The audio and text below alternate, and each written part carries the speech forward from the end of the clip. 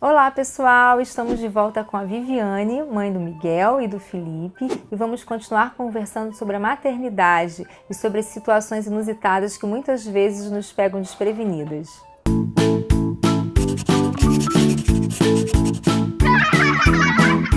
Viviane, a gente estava conversando sobre maternidades, expectativas, sobre as situações vividas no dia a dia com as crianças, e a gente sabe que às vezes algumas situações acontecem e nos pegam mesmo muito desprevenidos, né? Você já viveu algumas situações, especialmente com seu caçula, situações que fizeram você virar do avesso.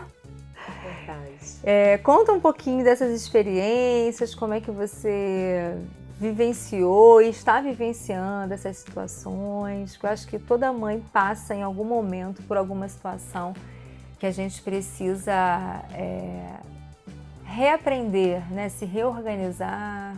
Eu acho que quando a gente vive situações, principalmente de doença ou de alguma necessidade familiar que te leva a uma rotina completamente diferente na sua casa, a um inusitado, você não saber o que te espera, isso gera muita ansiedade na gente, né? E quando o Felipe tinha 1 ano e 2 meses, o Felipe ficou doente, teve uma virose, uma coisa simples de criança.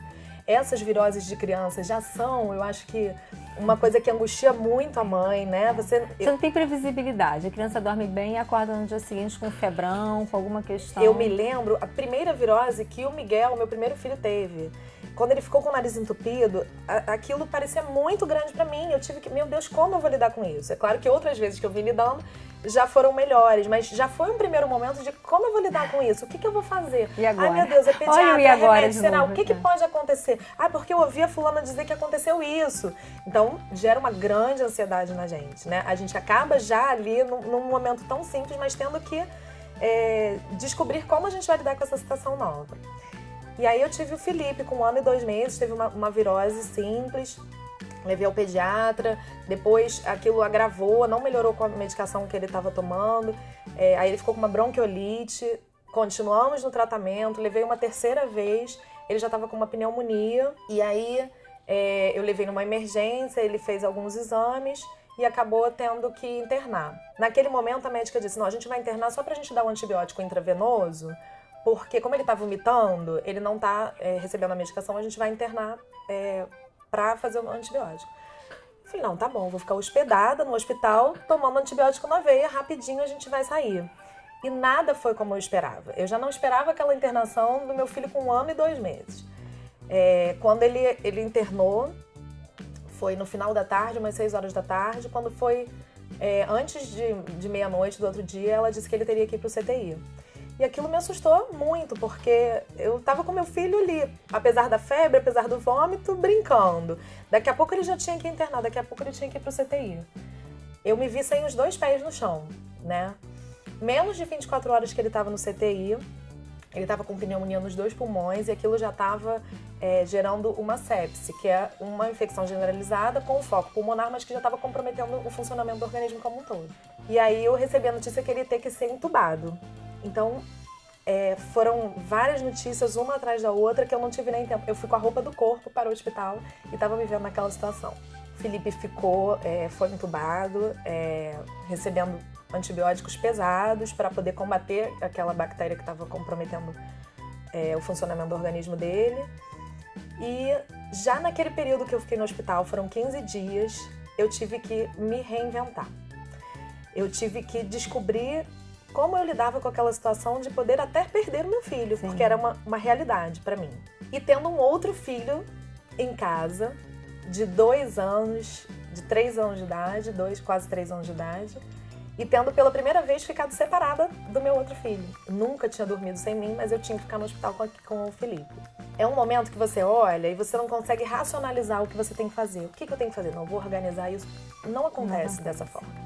Você começa a viver. Você começa a descobrir que vai fazer daquela forma. Eu posso falar pra você que eu chorei, mas que foram lágrimas, assim, daquele momento, vai precisar entubar. Eu chorei porque aquilo doeu em mim, mas eu pensei, meu filho precisa de mim. E eu passei aqueles 15 dias no hospital, em pé, do lado da cama, com um menino entubado, com sonda no nariz para se alimentar, amarrado na cama, porque não podia correr o risco dele se soltar, conversando com meu filho, brincando com meu filho, que algumas vezes não podia me ouvir. E eu descobri que eu era uma mãe que eu nem sabia que eu podia ser, por conta daquela situação adversa. As enfermeiras entravam e saíam e alguns procedimentos, ele tinha que fazer fisioterapia respiratória no momento que ele já estava acordado, e aquilo era incômodo para ele, mas eu ajudava ele, assim, até segurando ele às vezes, porque eu sabia que aquele procedimento é necessário, e as pessoas falavam, nossa, como você consegue? Eu não sei, é uma força que a gente ganha por conta daquela situação. É verdade. Por conta daquela adversidade. E a gente passou por aquilo. O Felipe saiu do hospital super bem, graças a Deus. Teve todo um processo depois de recuperação, de aumento da imunidade. Teve uma segunda internação que talvez para mim tenha sido pior do que a primeira, apesar de ser menos grave. Porque eu já tinha um pouco de expectativa, já tinha vivido uma internação. Então de novo não, eu não quero viver isso tudo de novo. E aí eu tive que me reinventar novamente para passar por aquela outra internação. Foram 7 dias. E saímos bem do hospital.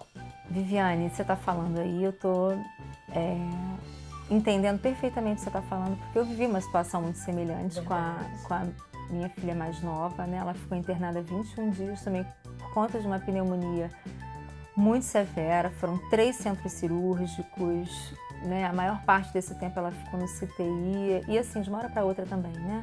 Estava com a minha filha numa festinha de aniversário no dia anterior e no outro dia ela acordou mal e aí em menos de 24 horas eu estava com minha filha internada e a gente perde o chão.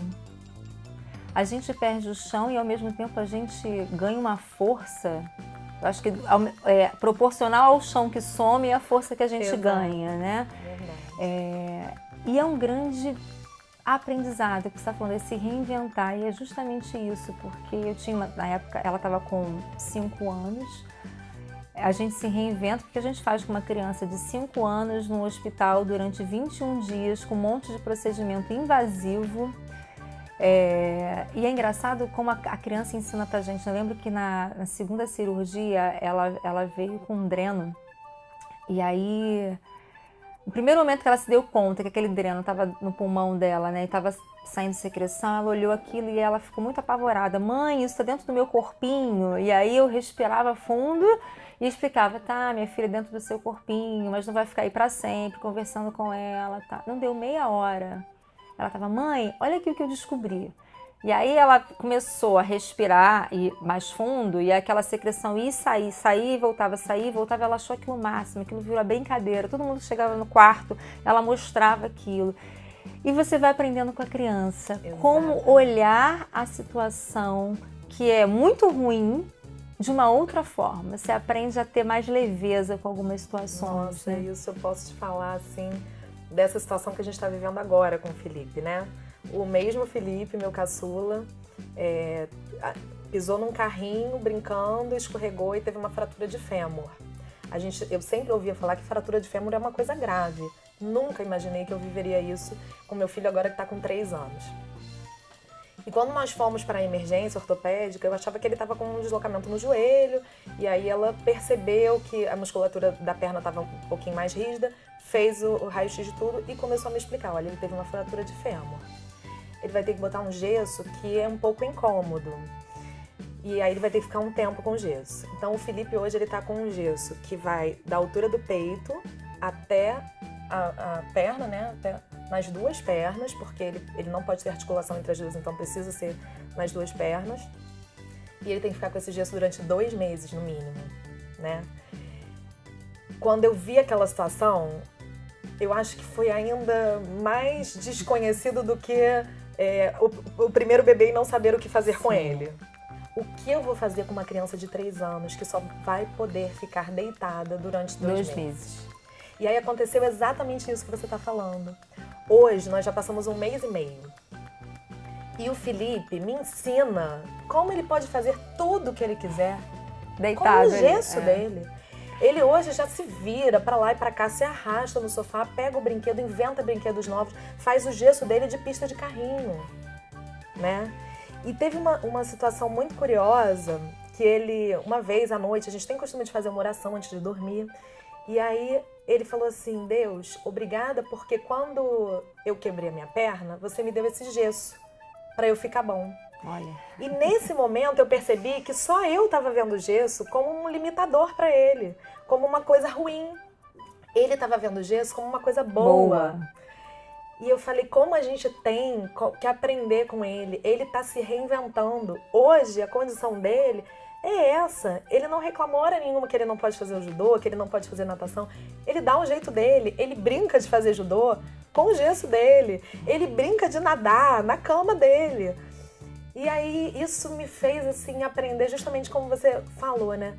Olhar para aquela situação de uma forma diferente, não entender aquilo como uma coisa ruim. É claro que é penoso, é claro que é cansativo, mas eu comecei a olhar de outra forma, como uma oportunidade de redescobrir uma nova rotina e outras possibilidades. Porque quando a gente tem aquela nossa vida, graças a Deus, os filhos saudáveis, anda direitinho, a gente entra no automático da vida que a gente não percebe o valor dessas coisas. Então a gente viveu uma situação, uma rotina completamente diferente, uma situação adversa, onde você não sabia por onde começar, eu não sabia como ele ia fazer xixi, como ele ia fazer qualquer coisa. Foi e agora lá do início novamente. Não é? Mas hoje, 1 mês e meio depois, ele não tem a menor dificuldade de fazer xixi, de se alimentar, de brincar, porque nós redescobrimos. Então eu acho que às vezes esses momentos de dificuldade são justamente a oportunidade que a gente tem de reaprender, de repensar.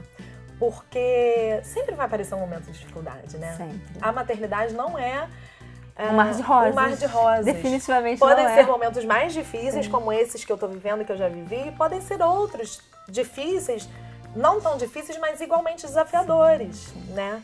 Com a Julie, Viviane, eu tenho um momento, assim, um dia no hospital que para mim foi, acho que o mais difícil, foi quando ela já tinha feito uma cirurgia e 2 dias depois ela teve que fazer outra, né? Ela já estava lá no CTI em escala máxima. Sim. E ela teve que passar aquele dia todo em jejum. E foi um dia muito difícil, porque eu estava muito abalada, porque a situação dela estava muito grave, ela estava realmente complicando demais, e aí aquilo que você estava falando, a gente não sabe, a gente começa a lidar com a possibilidade de não ter mais aquele filho ali com a gente, né? Sim. E isso é uma coisa que é muito difícil uma mãe pensar. E quando você chega nessa situação extrema, é muito duro, assim, né? É muito difícil. E ela olhava para mim, naquele dia, ela estava assim, muito caidinha já, mas ela olhava para mim e falava assim, mamãe, eu só quero beber água. Você me dá um golinho de água? E eu não podia dar. Isso foi uma coisa que me marcou de um jeito que... Aí eu comecei a repensar quantas vezes na minha vida ela tinha me pedido água, tinha me pedido qualquer coisa, eu dizia, espera um pouquinho. E às vezes assim, não é porque eu não podia de fato levantar, porque eu estava às vezes olhando o WhatsApp, porque eu estava distraída com alguma coisa, porque eu queria acabar de ver uma reportagem, coisas que não eram tão importantes assim. Desde então, desde aquele dia, né, desde que a gente voltou para casa, eu nunca mais escuto um pedido dela nesse sentido de coisas básicas como espera aí, espera um pouquinho, da mesma forma. Verdade. Mesmo que eu não possa imediatamente fazer, mas eu me apresso no que eu estou fazendo para poder atender, porque um dia ela só queria isso e eu não pude dar. São coisas tão simples e que a gente, às vezes, não se dá conta de que a gente faz no dia a dia. Né? Verdade. Eu acho que a gente se ocupa muito com a vida, coisas lícitas, importantes, mas algumas vezes a gente acaba perdendo o foco desse relacionamento de mãe e filho, da simplicidade, que a gente só consegue enxergar quando a gente realmente é privado dele, né? Quando o Felipe esteve internado no hospital, eu não podia pegar ele no colo. Ele estava todo invadido, cheio de aparelhos, eu não podia pegar. O primeiro dia que eu pude pegar ele no colo, parece que foi o colo mais feliz da minha vida. Hoje o Felipe está com um gesso que me limita de pegar ele no colo, porque ele já pesa 18 quilos. O gesso, uns 10 quilos, então são 28 quilos para eu pegar. Não, mas ele me pede colo. Ele tem 3 anos. Ele quer, mamãe, posso ficar no seu colo antes de dormir? E eu faço questão de fazer o maior esforço possível, que não é fácil, para ficar com ele um pouquinho no colo. Porque eu sei o valor que isso tem para ele e eu entendi o valor que isso tem para mim. Sim. aquele momento que eu não pude ter ele no meu colo, né? Então eu acho que, eu espero que a gente não tenha sempre que passar pela adversidade pra gente aprender isso, né? Mas eu passei e vou aprendendo coisas novas todo dia, mas eu acho que as pequenas coisas que vão acontecendo, a gente deve encarar como um alerta pra gente, da gente valorizar esses pequenos momentos com o nosso filho. Ah, vamos brincar disso, ai, mamãe agora tá ocupada. É claro que a gente tem os nossos afazeres, mas o quanto a gente puder se doar nesse relacionamento com o nosso filho, eu acho que vale a pena, a gente vai ver que vale a pena. Porque o tempo passa rápido, eles crescem e esses momentos de adversidade vão surgindo onde a gente não vai mais poder fazer algumas coisas que pareciam tão simples, mas que são tão importantes. Então hoje eu tô nesse aprendizado, assim, de fazer o possível, sabe? O possível para viver aquele momento intensamente, porque esse momento vai passar. E se a gente não fizer, não volta mais. Esse vídeo hoje mexeu comigo, né? Vocês devem ter percebido. E eu acho que é isso, as experiências da maternidade, uma mãe ouvindo outra mãe, sempre faz a gente repensar, recriar, né? E eu acho que é para isso que a gente está aqui. Espero que vocês tenham curtido também, tenham se emocionado com a gente. Se você gostou, curte, compartilhe com seus amigos, se inscreva no nosso canal e acompanhe Estúdio da Criança nas redes sociais.